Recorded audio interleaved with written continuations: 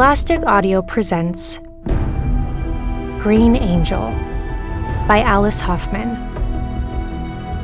Read by Nora Hunter.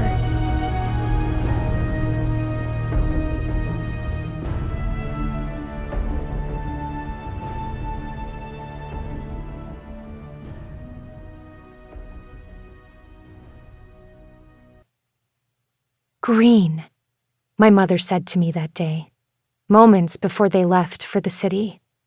We're leaving you behind because you're the one who's needed most of all. Now that she was standing next to me, I was surprised to find that I was almost as tall as my mother. I felt my love for her in the back of my throat, like a stone, heavy, making it impossible for me to speak. I was almost a woman myself, too old to admit I was wrong, or so I thought then. Too old to race after my mother when she turned to leave. I had too much pride to say goodbye. I kept my nose in the air and my back to them. I was green, moody and prideful and angry. I will forever remember that I turned away. We had so many birds in the trees back then, and each one sang to me while I did my work. I weeded for hours, until my hands ached. 3 blue jay feathers drifted down to me. I kept them in my pocket as a gift for my mother, if I decided to forgive her.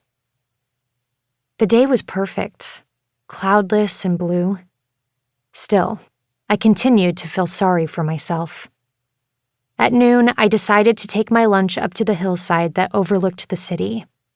I let my sister's dog, Onion, trail after me, even though he was an annoying beggar who sometimes growled when he saw me. Today, Onion tolerated me because my sister wasn't there, but I knew I was just a substitute for Aurora. It was so warm that I was tired by the time I reached the top of the hill.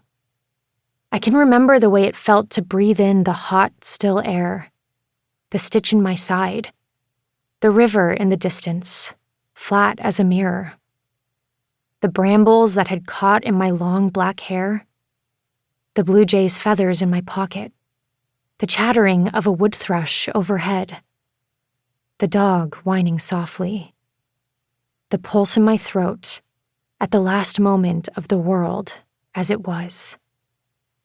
People who were close by said they could see people jumping from the buildings, like silver birds, like bright diamonds. The ground shook, people said, but from where I stood, all I could see was smoke. I could hear the whoosh of the fire all these miles away, across the river, past the woods. I could hear it as if it were happening inside my own head. I ran down the hill so fast. My clothes were torn to shreds on the brambles. My heart was in my mouth. I thought of my mother, measuring out green beans on a scale with her gentle hands. I thought of my father, who could whistle so many tunes with such sweetness, every variety of bird in our garden would answer. I thought of my sister, whose hair was white as snow, the wild girl who never stopped to listen, always the opposite of me. My sister, who was as familiar as the moon up above, changeable, yes, but always there for me to depend upon. Ashes had swept across the river in black whirlwinds. I ran to escape them, through the yard, into the house. But there was no escape. Embers flew in through the open windows and set the ends of my hair on fire. I wrapped a wet towel around my head. Steam rose in billows from beneath the towel, and I smelled like smoke. But worst of all, the embers had flown into my eyes. My eyes burned so badly, I grew dizzy with the pain. My sister's little dog had followed me home. He knew something was wrong, and now he barked at the sky, the world, the open door, which I ran to slam shut as I tried to stop the flow of embers. I fastened the bolt, then held my hands over my ears. I didn't want to hear the roar of the fire, so far away across the river. I wanted silence, peace, blue skies. Yesterday. But no matter what, I could hear it still. No matter what, it was burning. I crawled under the dining room table, smelling like smoke and half blinded by cinders. Little bits of hot embers flew under the door. Onion followed and lay shivering in my lap. I was Green, who was too shy to speak. Green, too angry to say goodbye. Green, who was always waiting for the future, biding her time. Now the future was here, and the Silver City across the river was on fire, and I was hiding under the table, where I stayed until darkness fell. After a while, I couldn't hear the fire anymore. The dog whimpered, but I hushed him. I could barely see, but my ears were good. I was the one who could hear the wisteria unfolding. I could hear the sweet peas climbing the fence, the asparagus rising through the soil.